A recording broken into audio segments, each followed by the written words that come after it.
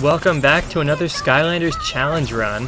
Today I'm playing the Swap Force score mode challenge, and I'm going to try and see what the highest score I can get is on the first level of the game, Mount Cloudbreak. If you're not super familiar with the score modes in Swap Force, the strategy is to try and build up a multiplier and collect coins and other things to get points. You can get a multiplier by damaging and defeating enemies, or by picking up tokens, which are found on the map in place of treasure chests and all those other collectibles, or sometimes enemies and pots will drop them. The first goal of this kind of run is to get your multiplier up as high as possible as soon as possible, because this will dramatically increase the effectiveness of picking up gold. My main strategy for getting a lot of points is using Night Shift on the Champion Fighter upgrade path. This upgrade path allows you to gain money whenever you charge up the punch and do an uppercut to hit an enemy. Normally this upgrade path is utterly useless, but it is immensely powerful for score mode. So if you are ever wondering what the purpose of this upgrade path was, it was for this. Now, because I'm trying to go for the highest score possible and not just to beat the level with 3 stars, I have to try and pick up every single piece of treasure and every collectible that's in this level. That means every treasure chest, every hat, every swap zone, elemental zone, and even just breaking every single pot because they drop money. And you have to do the whole thing without ever getting hit if possible, because whenever you get hit, you lose some of your multiplier and thus potential points. You can sometimes collect these shield tokens, which this one just fell off the edge of the map, but they prevent you from taking damage for one hit, and that prevents your score from going down as well.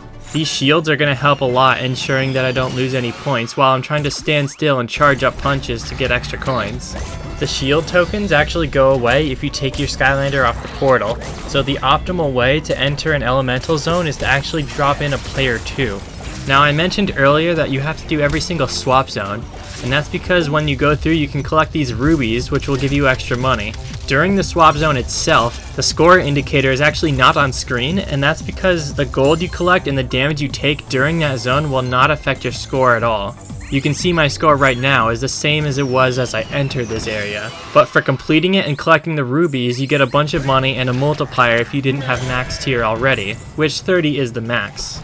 Here we come across a Chompy pod, which is just going to keep spawning in Chompies for me.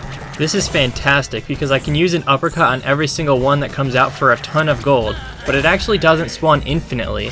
After about a minute and a half of killing Chompies, it stopped spawning anymore, so this is not an infinite point source. Later on there's an air elemental zone which allows you to do this turret section. Luckily, just like with the swap zones, because the score is not displayed, damage taken does not matter.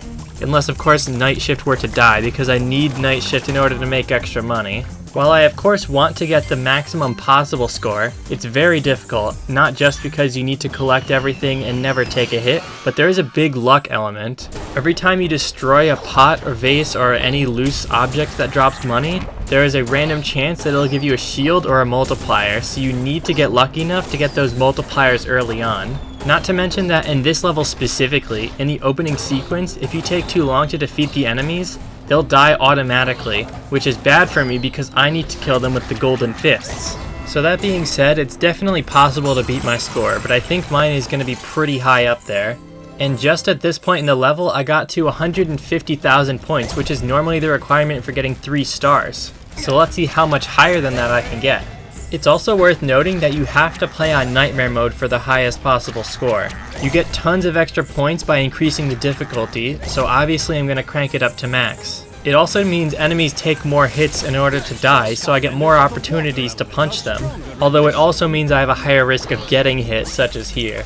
The dig zone interestingly drops some score multiplier tokens, but because I'm in a swap zone it doesn't actually change my score at all. Maybe if I were lower than tier 30 already it would, but it doesn't give me any points directly. But we still have to do it of course because we can get the rubies. Nearing the end of the level we get a big group of enemies together, which means I'm gonna have to avoid getting hit by all of these guys while charging up my punches. In this game, in order to charge up a punch, you need to press the regular punch attack first. And sometimes I'll do that and accidentally hit an enemy when I'm not trying to, because I don't want to hit any enemies unless it's going to be a hit that drops gold. But the game will automatically lock you onto a target that's nearby a lot of the time. So even if I'm facing directly in the opposite direction, it'll turn me straight around to punch someone. This can be avoided if you aim the first punch at something like a pot, because it doesn't matter if you hit that one with the golden fist. But either way, there's a decent room for improvement in the run, and we were able to get twice as many points as the score threshold for 3 stars. 341,875 is my final score.